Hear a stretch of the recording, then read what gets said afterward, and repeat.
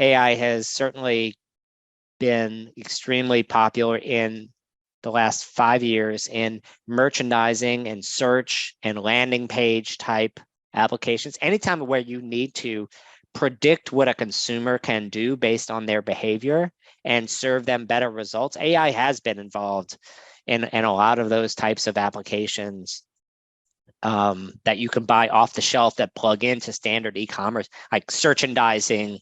A lot of people term those things. So I expect it to really keep advancing. You are listening to Power Marketing with Kevin Lee. Kevin and his agency Did It have helped thousands of businesses win through superior marketing, as have his books, articles, speaking engagements, and the E-Marketing Association Power Marketing podcasts. Here's Kevin. Here we're going to be doing an E-Marketing Association podcast with Rick Watson, who runs RMW Commerce Consulting. So for those folks who don't know you, Rick, what type of commerce consulting do you focus on with your team? Yeah, so essentially we're a boutique strategy consultancy, and our goal is to help two different types of customers. One is private equity-backed brands accelerate their digital commerce strategies, whether that's through a third-party marketplace or a direct consumer, or there's some people that are in the distributors or manufacturers who are kind of in the B2B commerce lane. On the other side, we also work with quite a number of e-commerce service providers on positioning, a roadmap, go-to-market strategy, essentially help them figure out what is our message, who are we relative to our competition, and how do we tell our story better? And then as a result, how do we go to market better? So those are the things that we focus on as the firm, and particularly around due diligence prior to an acquisition and any of those things, and strategic planning exercises, and then helping them with change management, kind of program management, where we might, with regards to a lot of agencies that might be in the audience, we might run an RFP on a set of agencies, or help a board or management team understand how they might want to structure their team and what they might want to insource and outsource. And so our job is to sit on the brand management and the investor side of the table as they navigate these big digital commerce changes. Cool. Well, there's no shortage of changes, so I'm sure that keeps you and your team very busy. So I wanted to touch on a particular area because I'm a huge fan of Did It with something I call compound marketing, which is basically trying to get lift in every KPI that you can in an e-commerce environment, because that allows you to go out and buy media that would otherwise be unaffordable, right? Given the KPIs you're targeting. So when you approach a DTC brand's e-commerce footprint, where do you like to start from an optimization perspective? Is there a particular area where you feel like there's typically low-hanging fruit? Look, a lot of it depends on where I start with them. From a strategy point of view, like, look, we're not the people coming in to do like the micro CRO optimizations. That'll be an in-house team or an outsourced agency. But at the beginning, it's all about who are you? What is the merchandise offer? And so it's features, price, performance relative to the market. Why are you disruptive? And so I think you raise a good point in that compound marketing doesn't work if you have a Me Too product. And so to me, everything goes back to what is your brand promise, and what are your set of hero SKUs? What is the promise of those items, and how is it merchandised in a way that can be disruptive? Are you the lowest price, best performing product?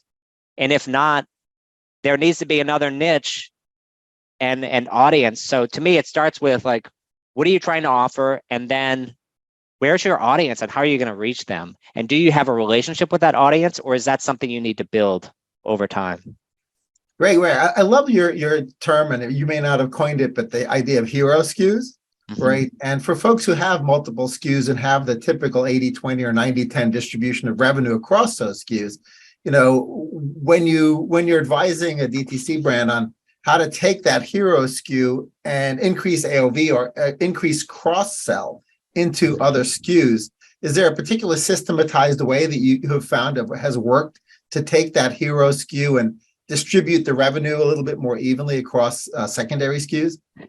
Yeah, look, I mean, so much. I mean, I work across lots of different categories, and so it's a little bit different from each situation. But I think there's a couple of different ways you think about it. Number one is it has to start with the buyer journey. Like, what is the buyer trying to do?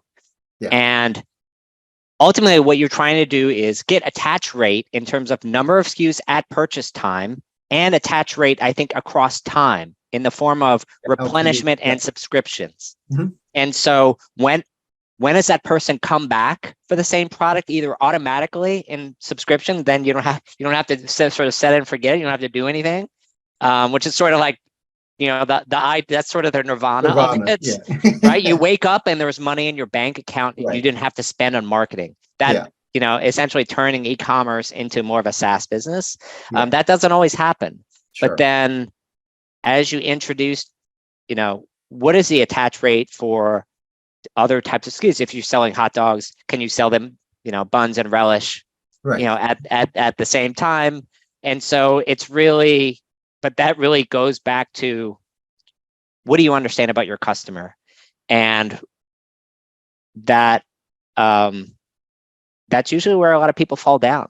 Right. And I think just from the beginning, if you asked 5 different members of a management team, who's your primary customer? Sometimes you get different answers. Yeah. And that's where you get this sort of like mushy merchandising approach where you're not really appealing to anyone. Right. Right. Yeah. It's amazing how many folks my team and I talk to where they don't understand their sort of 90-10 or 80-20 rule within their customer set, right? The difference between the average customer and the best one. And Right. then knowing that getting more of those best ones is way more important than getting more in general. Right. Right. So that's a really fun process of taking people through that. I don't know if you ever get involved in helping advise people, because sometimes they don't have a business intelligence platform that can even answer that question. 100%. And so they're sort of just sitting there scratching their heads. No, look, just the idea that you have an ICP, you understand the profit dollars that different segments of your customers can generate, and it just helps you make much smarter decisions about all your marketing surfaces. Yeah. Like, sure. What ads am I running? Where am I driving people to? What am I showing at the top? What am I making people scroll to? What do I focus on in features and benefits? What proof do I have? Like all these decisions need to be informed by who's on the page, right? And Yeah, exactly. so what is it that we're trying to get them to incrementally do over the page as it exists today, or some kind of activation experience? Yeah, one other thing that I find sometimes did clients and folks I talk to at like conferences like Grow or other conferences is, brands end up in this self-fulfilling prophecy scenario where like their power customer is their power customer because that's the only person they ever marketed to, or the only persona they ever marketed to. But there might be other personas that would be equally or even better for the brand, and they never discover them because they're never exploring similar personas, right? So from a growth perspective, how would you help a DTC brand sort of try to surface these sort of tangential segments that perhaps they never focused on before? Look, number one is, I think it needs to start with market research. Yeah. I think you used a key word in this, which is explore. You need to conduct, I think, first-party primary research for people who don't buy from you. Right. And it needs to start with the problems that you're trying to solve as a company, and what problems those consumers are trying to solve in your general universe, clearly.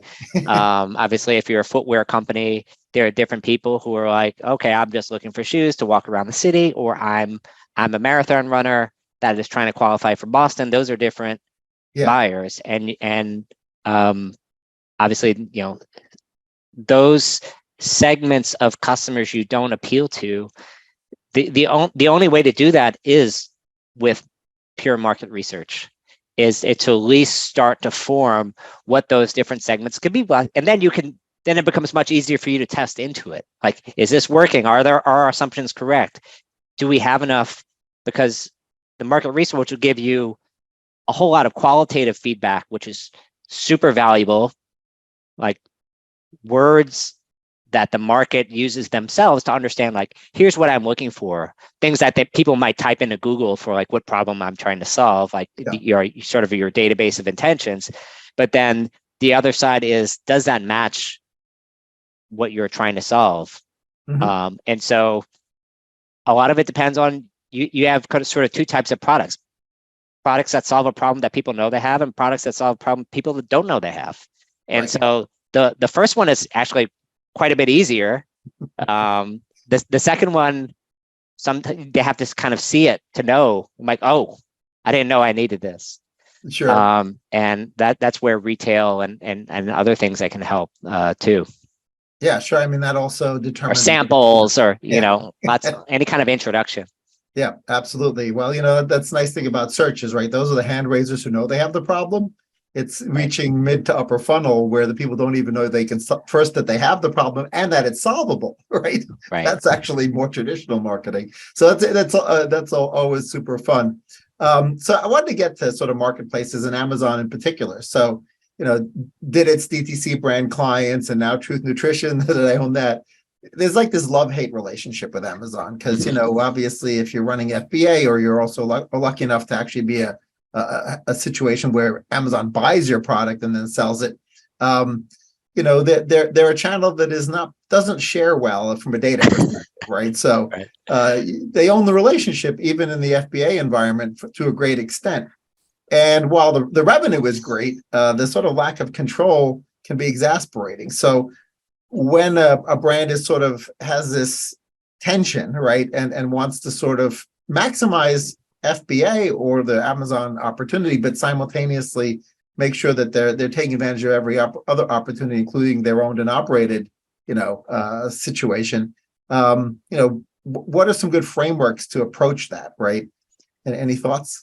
Yeah, look, I mean, there are a lot of people that, there are millions of brands that only work on marketplaces and are only ever going to work on marketplaces. That's just how they grew up, and that's just the world they do. But like, kind of from your typical omni-channel brand, most people, I think, would be correct to think of marketplaces as an introduction channel. How do I get people to know about me who maybe don't know about me now, either from a brand or a product point of view?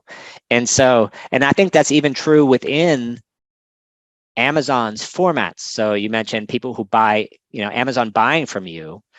The chances of someone, even if you're a pretty big brand, a sort of medium-sized brand, getting the purchase order volume you want from Amazon, if it's a new product in your line, is probably not that high because Amazon doesn't have any history in it. That's what third party is for. And so I think using the different Amazon formats for what they're good at, third party, you don't have to ask anyone to put it up there.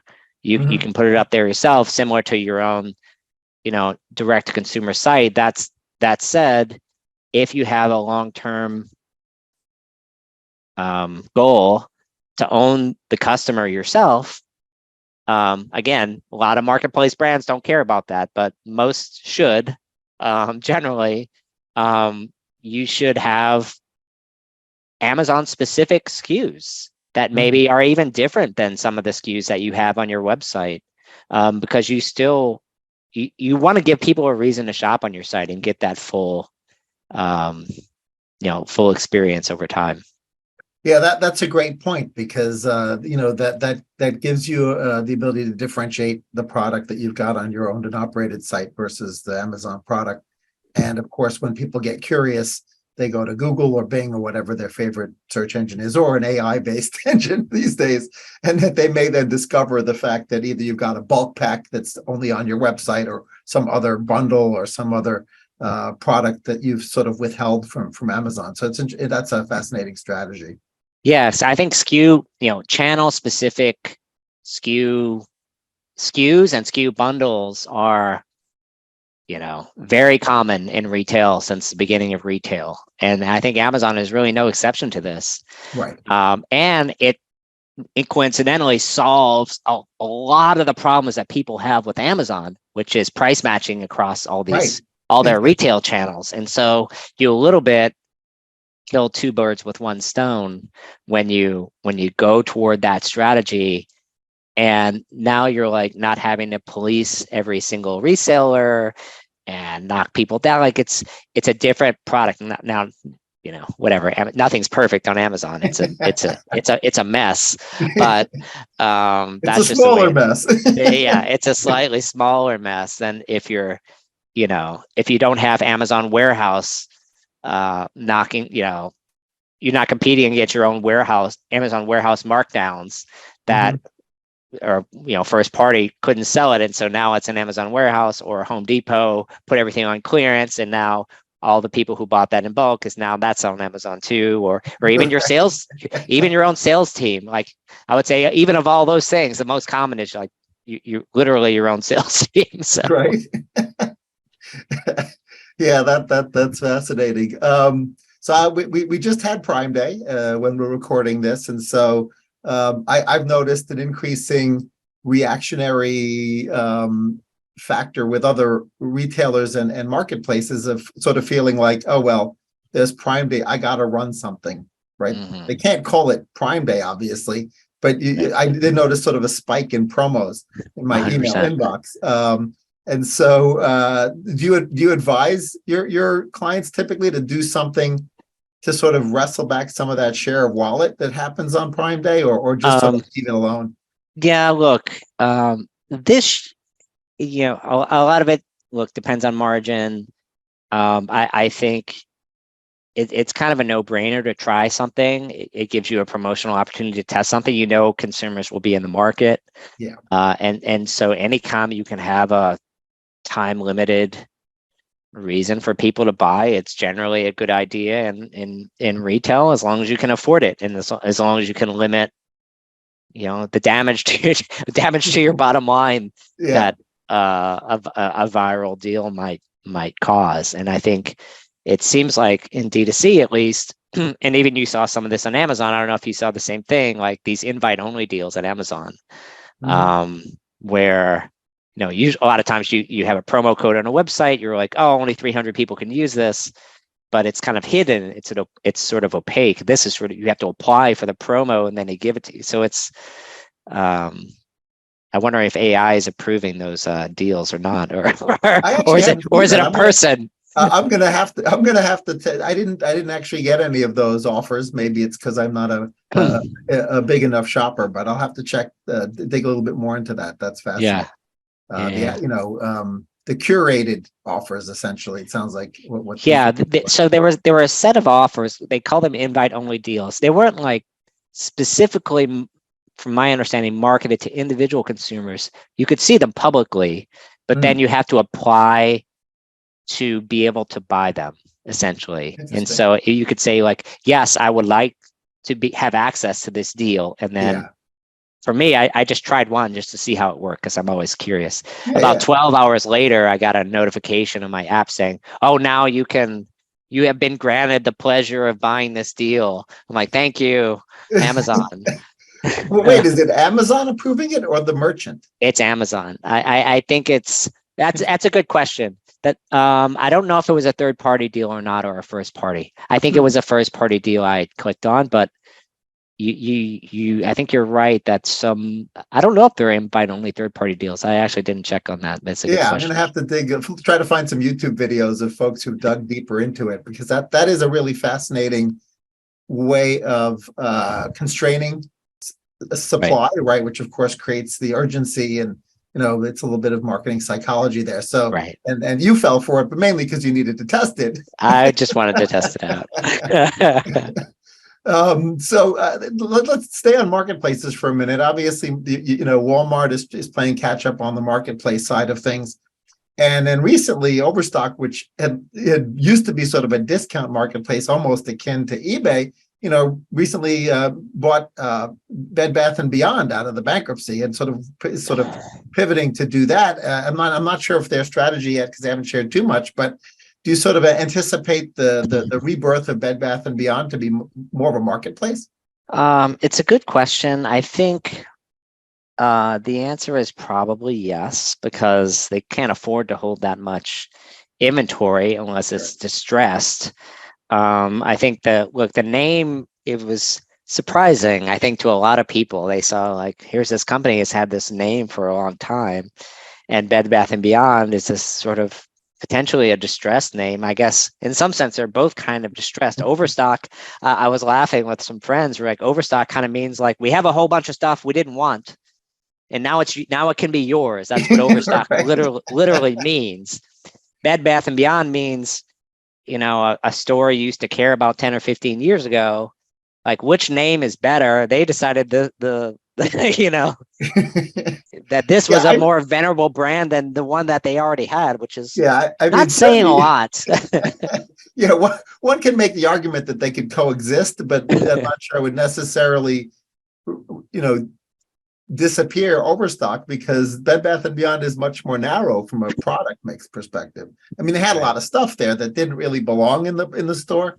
What I was laughing with my coworkers and friends about was actually the fact that Bed Bath & Beyond had trained the consumer that unless I have the coupon, I don't shop Totally. there, right? 100%. And so of course that's was part of their demise. Is like, there was a stack of direct mail coupons that we would keep at my house that was basically like, oh, we're heading out, let's grab one, because we're certainly not going to pay retail, right? I mean, that would No. be crazy. And while auto dealers back in the day had sort of trained consumers into rebates, but then like the pandemic allowed them to say, well, we should never do that again. Like that was bad. Bed Bath & Beyond was never able to reverse that. Like they had really ingrained into the consumer, like, okay, I got to have a coupon. Otherwise I don't go to the store. 100%. I think that was a big problem. I think the other problem that they had for years and years, and they stopped this in the last year-ish, is their returns policy. It was so generous. You could return something that you bought 6 years ago and it's worn out. And people used to like stock up all these returns. They get full use out of the product. They send it back to Bed Bath, and you sit in line. You're like, I guess we got to take it. I mean, right. I didn't even know about that. I missed my opportunity on all my old Bed Bath & Beyond purchases. Yeah, it was not the best retail policy. And again, once you get hooked on discounts as your primary brand messaging, it's very hard to get out of. And I think JC Penney kind of saw the same thing when they tried to go into like everyday low prices. Consumers hated it, but their consumers hated it because that's how they trained them, right? Yeah, absolutely. So as far as the independent store platforms, obviously you've got Shopify, you got BigCommerce, you got Magento, or Adobe's Magento. And so how do you see that evolving? Do you feel like the current players are going to continue to hold the majority of that market share for the sort of SMB to mid-market folks who want to have their own stores? Or do you expect there to be some disruption and innovation there? Yeah, I do. I don't see a new entrant taking significant share in the North American market. The North American market tends to be pretty stable, except on like maybe every 10-year basis. And in particular segments. You can kind of look back, enterprise, ATG, sure. IBM WebSphere and SAP Hybris came in, and Demandware peeled off some of the high-end fashion and luxury retailers, and Shopify Plus has taken a lot of those people, and obviously they own a lot of the SMBs. WooCommerce is still in the mix at the lower end. It's still around. There are a lot of people a lot of people who love WordPress, and it's an easy way to do it. But I think in the SMB mid-market, it's very much Shopify, BigCommerce, Magento, Salesforce. Those are the four. I think you do see other people entering the market: Shopware, Commerce Tools, VTEX. I think they tended to enter in specific segments. I think Commerce Tools with the Mock Alliance on the enterprise side, like very large retailers, they're not really chasing the mid-tier Shopify account. I think Magento, hasn't particularly in North America, they're not winning a whole bunch of new direct-to-consumer deals. Yeah. And I think that's generally true for Salesforce as well. It seems like more of those are B2B oriented deals. And I think BigCommerce has been trying to peel off like a lot of old Magento refugees into their B2B and direct to consumer offerings. So there is still a lot of horse trading between them. But I think overall Shopify and BigCommerce, Salesforce are still growing. Magento still seems declining, in North America generally as it relates to their position 5-7 years ago. Yeah. I mean, absolutely. We've seen far more migration to Shopify than any other migrations Right. currently. What's interesting on the Did It side is when we're doing those migrations, those tend to be a catalyst for like revisiting SEO, which was often neglected for years. And then because you've got a whole bunch of 301s and attempts to preserve some URL structures, et cetera, that they revisit navigation, they revisit UX, they revisit everything, and then it's like, oh yeah, SEO, yeah, that's really important. Yeah, we should take a closer look at that. It's fascinating, like what the catalysts are to revisiting things that had been fallow for a while. Right. On the AI side, right? Obviously, this is like the year of AI. And have you sort of seen already manifestations of AI within the sort of DTC and e-commerce environment where people are already executing on AI, or is it really more they're planning for how they might use AI in the future? Yeah, look, I mean, it kind of depends on how you're defining AI. If you're defining AI as essentially ChatGPT and the newer large language models, which really didn't become more popularized until the last year or so, you do see some early adoption in customer service type tasks.